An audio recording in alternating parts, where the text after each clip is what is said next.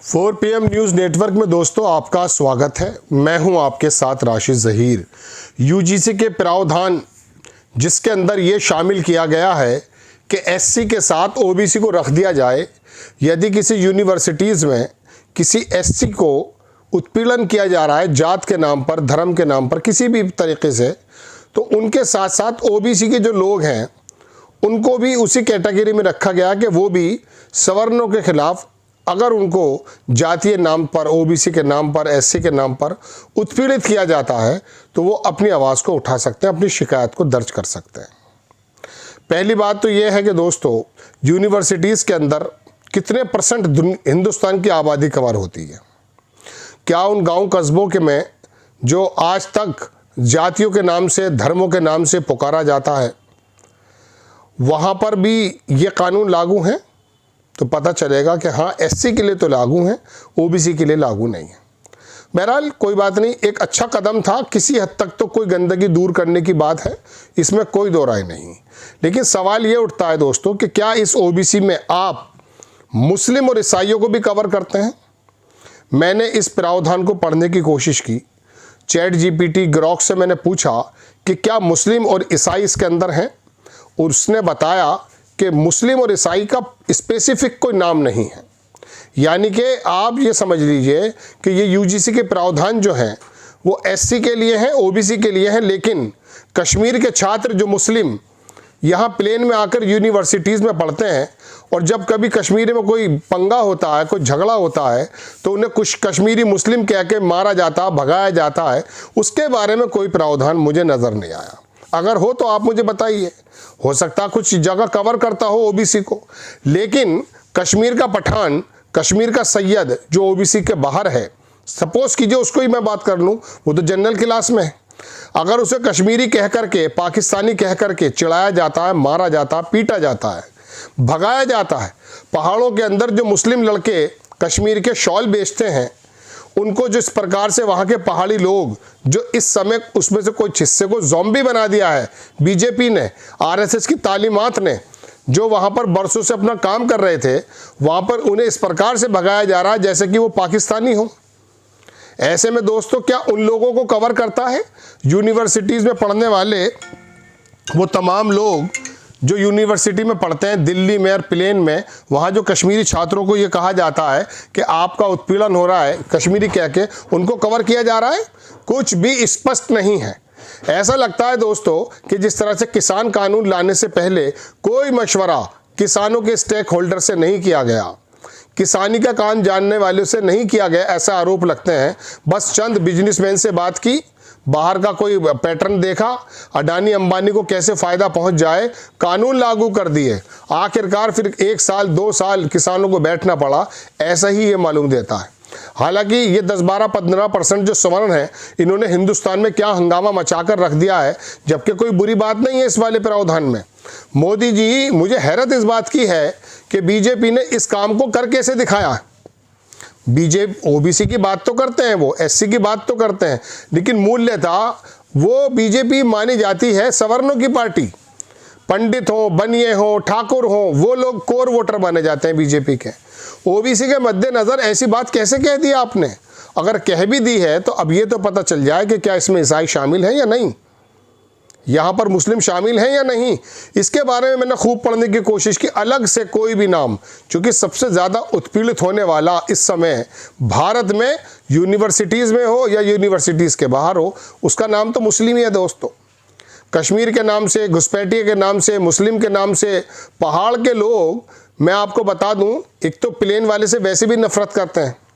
हमारा बहुत समय पहाड़ पर गुजरा है और वहाँ पर मुसलमान मिल जाए तो कहते हैं एक तो प्लेन का, यानी कि नीचे प्लेन का है, ऊपर से मुतरिया, इस तरह के शब्दों का इस्तेमाल होता है। और अब तो आपको मालूम है कि बिहार से लेके छत्तीसगढ़, झारखंड से लेके बंगाल, वहाँ जो बांग्लादेश को लेकर के उत्पीड़न किया जा रहा है, घुसपैठिया कहा जा रहा है, मारा जा रहा है, और देश के एक प्रदेश का मुखिया बिस्वा, हेमंता बिस्वा, वो खुलेआम कह रहा है कि मुसलमानों का प्रोसिक्यूशन कीजिए, उत्पीड़न कीजिए। 5 रुपये या रक्शे वाला मांगता है तो उसे 4 रुपये दे दीजिए, यह आपकी सभ्यता है।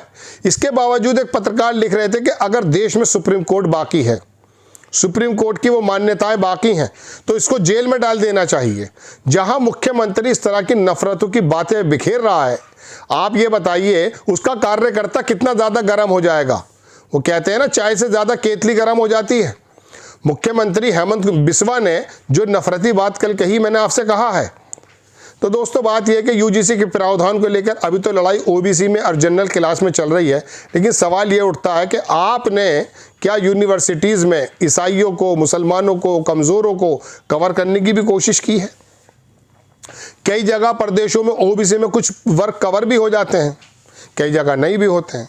तो आप क्या करना चाहते हैं? आपको तो ये करना चाहिए कि देश के अंदर यूजीसी नहीं, संविधान के मद्देनज़र अगर किसी व्यक्ति को जाति के नाम से, धर्म के नाम से, रिलीजन के नाम से, उसकी वेशभूषा के नाम से, उसके फेथ के नाम से, उसके पंथ के नाम से अगर उसको उत्पीड़ित किया जाता है तो आपके कानून का डंडा बोलेगा। लेकिन ये कानून का डंडा कुछ इस प्रकार से बना दिया दोस्तों कि सवर्ण नाराज़ हो गए। वो 5000 सालों का जो जहर दिमागों में घुसा हुआ था सवर्णों के, जैसा कि कहा जाता है वर्ण व्यवस्था के मद्देनज़र, किसी शूद्र के कानों में यदि गीता के शब्द पड़ जाएं तो उसके कानों में शीशा पिघला कर डाल दो। यानी कि शूद्र की गलती है कि उसके कानों में गीता के शब्द पड़ जाएं। उस मनुस्मृति को जो सर पे उठाए फिरता है आरएसएस, ये उसकी तालीम देता है। दोस्तों बात यह है, लेकिन हैरत की बात कि अब इसके अंदर अब क्या मुसलमान भी सड़क पर आ जाएं? सवर्ण तो सड़क पर आ गए। मैंने अभी पिछला वीडियो बनाया था कि ये जो सवर्ण जिस प्रकार से इसका मैं कह रहा हूँ विरोध कर रहे हैं, अगर एससी और ओबीसी के लोग या यूनिवर्सिटी के अंदर ही अगर ये वाली बात पैदा हो जाए तो फिर क्या होगा साहब? बताइए फिर क्या होगा? मतलब आप छात्रों के अंदर भी एक ऐसा, मैं कह सकता हूँ कि आपको कोई वक्त नहीं सूझा, कोई टाइम नहीं सूझा, आप ये नहीं देख रहे कि किस प्रकार के एग्जाम होने वाले हैं, आप छात्रों को किस लाइन में लाके खड़ा कर देना है। दोस्तों बात यह है कि सवाल तो अपनी जगह बहुत सारे हैं, लेकिन इस समय जब सवर्णों की और ओबीसी की और दलितों की बरसों पुरानी लड़ाई फिर दोबारा से सड़क पर आ गई है, फिर दोबारा से आ गई है, वहाँ पर मुस्लिमों का सवाल तो कहीं बनता ही नहीं है, लेकिन फिर भी ईसाइयों के बारे में, मुसलमानों के बारे में, कमज़ोरों के बारे में ये पूछने का अधिकार तो सभी का है कि साहब आपकी जो नई गाइडलाइन है इसमें कौन कौन कवर करता है? नाम डालने में क्या दिक्कत है आपको? जब आप ये कहते हैं कि राशन सब ले रहे हैं और सारे भारतीय जनता पार्टी के नेता मुसलमानों को टारगेट करके कहते हैं कि सारी योजनाएं नहीं मिल रही जैसे इनका बाप दे रहा है, ऐसा नहीं है।